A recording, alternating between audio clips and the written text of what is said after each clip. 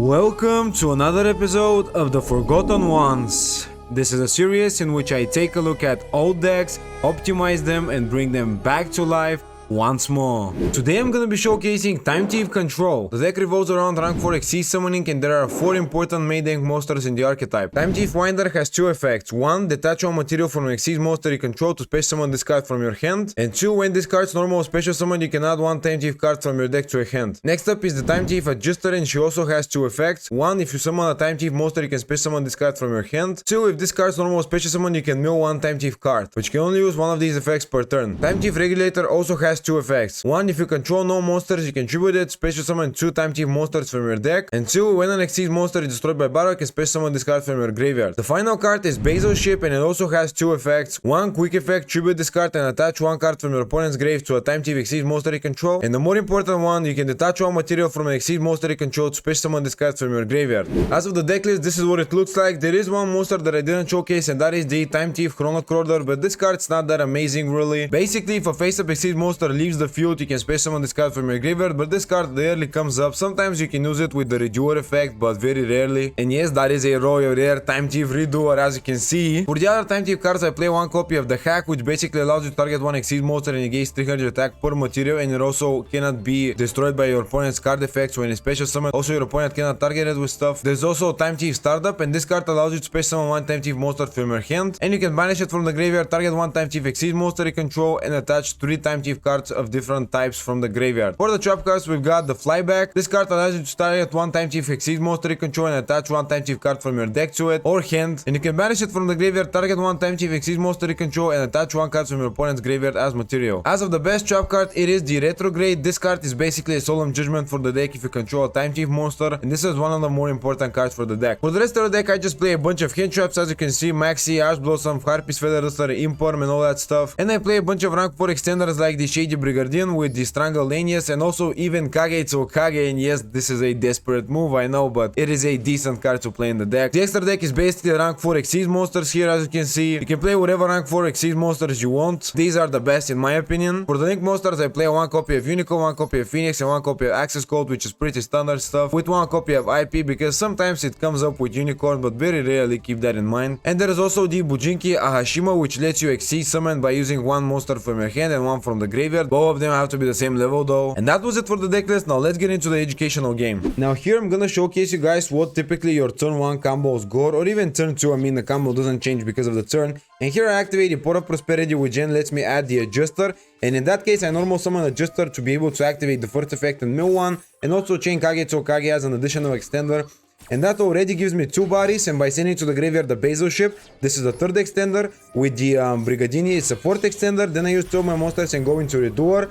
But I use the trap card, which then lets me have the removal effect as well. And when I do that, I activate Winder, detach 1 Adjuster, and then go and activate Winder's effect to search out the additional body. Now you don't need to go for this one, you need to go for the Retrograde, but because I already had the Retrograde, I decided to go into a monster, because then lets me go into my Bujinki Akashima, and Bujinki Akashima's effect allows me to XYZ summon by using 1 monster from my hand and also graveyard. And then I go into Perpetua. Now here I could have went also for the Abyss Dweller, and it really depends on the scenario. If your Redoer already has a trap card equipped to it, you don't have to go into the Perpetua. Perpetua is great when your Redoer doesn't have a trap card as material, because this card allows you to attach 1 to it. So typically in that case scenario, it would have been a little bit better to go into Abyss Dweller, but you get the idea. And then I activate Perpetua, equip a spell card, and now you can use the spell card to draw an additional card by using Redoer's effect. I special summon the Basil Ship from the graveyard as a Called by the Grave type of effect, with set Retrograde, which is a solemn judgment for the deck, and that is basically your turn 1 combos. That's all you can do. And then in the main phase, I activate standby phase, I activate the effect of Redoer, and also activate the effect of Perpetua to special summon 1 more monster, and then activate Winder to add an additional card.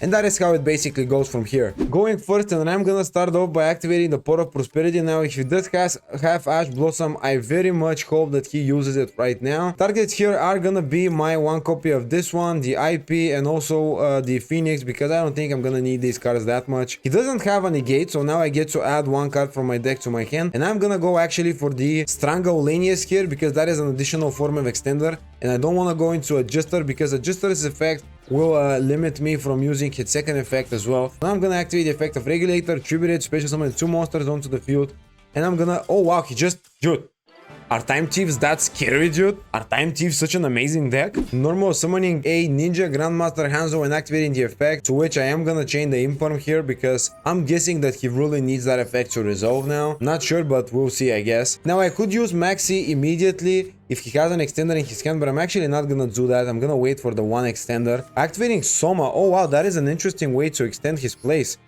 Okay, so now I can special summon it and chain target monster to 0. It is a very interesting play here. Activating Ash Blossom, and I have the Cold Buy, but it's not my turn, so I cannot chain it, and he negates my Maxi. So we're gonna get to see what he will do with the Soma here. So this might be some sort of a Crower engine as well in the deck, going for the Receptor and also the Spine. Activating the effect of Mitsu as well. Right, that is a very interesting way to play ninjas. I'm really interested to see what the combos will be here. Using two of his monsters going into Gigantic Sprite, I kinda expected that, but let's see how it will go. Activating the effect to special summon from the deck. Now, there is a case that this might even be some sort of a Sprite Crower Ninja deck, but I highly doubt that. Oh wow, it is Sprite. Okay, so that's Sprite Ninja Crowers here. Very interesting, adding the Jet to his hand, and now he can just continue extending from here, summoning the Jet onto the field, activating the effect, adding one spell or trap, activating adding Sprite Starter. Can also go into a fusion monster, by the way, because this card is actually Hanzo, the set one. Now going into IP by using two of his monsters here. Also using two additional monsters to go into Sprite Elf. Okay, that is really interesting.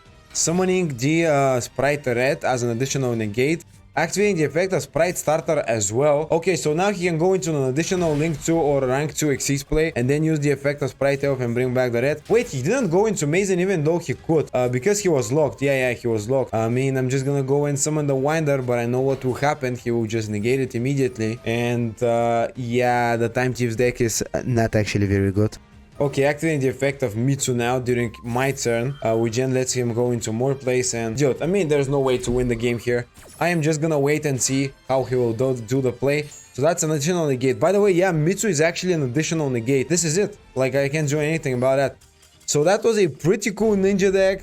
And my Time Thief deck, obviously Time Thieves, not very good here. I'm gonna try winning one more game, but don't have very high expectations for the deck. Okay, going second, but with a pretty decent hand and also Ash Blossom and Imperm, that is not that bad. Setting one back row here, setting an additional back row, setting an additional back row. This is getting suspicious and passing turn. So now it is my turn. Now let's see what I draw. Okay, another extender. This is really good. So I'm gonna start by normal summoning my Basil ship here, which then lets me activate the adjuster effect, special summon it onto the field as well. Now let's see what he will have. I mean, he will probably have a lot of annoying things. Maxi, I do have the Ash Blossom, but if he has a Cold Buy equip set face up, face down, this is gonna be really bad. And let's see, do you have the Cold Buy? Surprise! Chaining the Big Welcome Labyrinth instead of Cold Buy. I mean, honestly, I kinda think that that's a little bit better than Cold Buy. It is still annoying, but it is what it is. Special summoning from his deck the Lady Labyrinth of the Silver Castle, returning it to the hand. I do get to negate the Maxi, and now my adjuster will get special summoned as well. And he has two more back row. Now I'm really not sure what he's gonna go into, so he's gonna firstly special summon the Lady Labyrinth. That is obviously for sure going to happen. And now he cannot use Big Welcome Labyrinth, so I don't know how he's gonna trigger the Lovely Labyrinth. But anyways, let's just start by XYZ summoning a bunch of plays here. Now let's firstly go into my Redoer, because that is one way for me to continue extending my plays, because I have a bunch of cool extenders that I can use their effects. And let's see what he will do now. Please don't remove my Redoer. Bro, really? Ice Dragon's Prison? You only have Ash Blossom, like, what are you doing? Okay, I guess. Chaining the effect of the Lady Labyrinth as well. I guess he wanted to just set something, I don't know. Activating the effect of Compulsory. And now, typically, I would have been able to use Winder's effect, detach one material from the Redoer and space summon it. But I am forced to chain the effect of Redoer right now to protect it. And yeah, I mean, it is what it is. I can't do anything more about that. Unfortunately, I might have misplayed a little bit. I could have, like, extended with the Strangle Lanias before going into the Redoer, so I have an additional body at least on the field. But no, actually not. That wouldn't have been a better play here. Setting the Welcome Labyrinth from his deck. Okay, and now Ice Dragon's Prison resolves, and he's gonna target the Ash Blossom for whatever reason. Now I'll just set one with the Imperm and just pass turn, because I can't really do anything about it. And this is a really interesting control matchup here. Control deck versus control deck. A good deck versus a not so great deck. Now let's activate the effect of Redoer, and hopefully I get a trap card. Dude, this is a trap heavy deck. Please give me a trap card. Hold up, wait a minute. Activating Big Welcome. Oh yeah, he can chain the Big Welcome and return to my hand the Redoer. Yo, this is yeah, this is not very good for me. Also chaining the Welcome Labyrinth on top of that, and my Imperm doesn't do anything here. And also chaining the Lady Labyrinth, and I actually think that I should maybe negate it with a Imperm or whatever. I don't think it's that great of a play, but it is what it is. Like, I don't want him to get additional back row. At the very least, if he said something good, he's gonna have to set it next turn and not be able to use it immediately next turn unless he has the clock. I guess it's still better than nothing.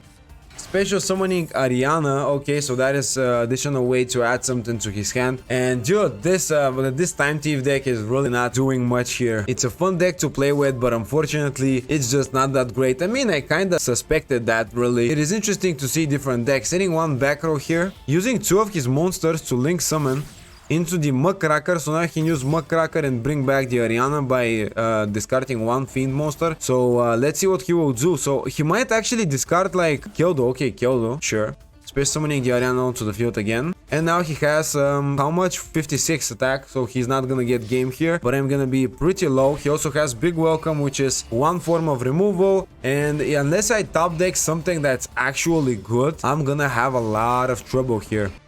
And proceeding to the end phase, Heart of the Cards, give me something good. Startup, I don't know if that will do it actually. Let's just activate the startup then, but yeah, I mean, it might actually do it. In a very specific scenario, it might be a decent play. Activating the Big Welcome Labyrinth and also chaining the Lovely Labyrinth. It makes a lot of sense. But now, if I'm able to go into an X4 play, it is gonna be enough to stop him, by the way. So I'm just hoping to do that. Special summoning the Lovely Labyrinth as expected.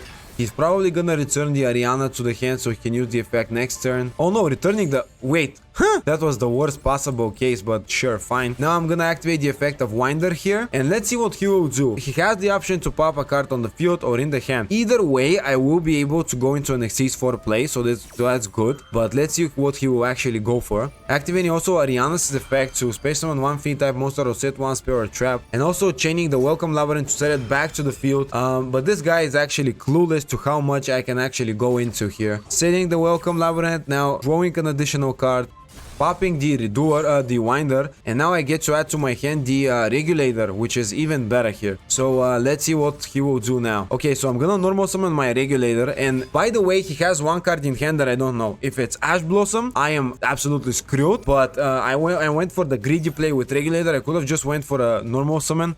Chaining the clockwork, the cool clock, that is, okay, so he has Dogmatic Punishment, and now he can use it immediately, which means that he hard top deck the cool clock. How stupid is that? Hopefully be able to play around the Dogmatic Punishment somehow. Dude, I don't know if I'm gonna even be able to do that, but yeah, I mean, he can just chain the punishment now, and I just don't have any place. Dude, this is so ridiculous. That top deck actually messed up my whole place here. I could have went into my Redoer, I could have also went into Zeus and remove his whole field. I could have also went into my ship and then banished the Big Welcome Labyrinth so he cannot return the Zeus, and I just had so many plays, but unfortunately I cannot go into any of them and I will just end up losing the game here. But I actually came quite close. And activating the Intis, popping my Adjuster, and I just don't have any more plays. That was it for the game. Okay, I was almost going to win it, but yeah guys, I don't know what to say to you. Don't play Time Thieves. Okay, that is a good point to end the video. As you can see, the deck is not amazing. It is quite fun to play with, but it's definitely not top tier. You can play it for fun. Maybe until like plat something to diamond, this deck can be usable. But I would say like the moment you hit plat 5 or 4, you're just gonna end up losing a lot of games like I did. But anyways, that was it for the video. I hope you enjoyed it, and if you did, I would appreciate a like and subscribe. Also, comment down below what you think about my deck. Comment down below what other decks you want me to showcase from the Forgotten Ones series. By now, you probably have figured out the idea. I play some underrated decks and try to win with them, try to upgrade them. And as always, have a great day, and I will see you in the next video.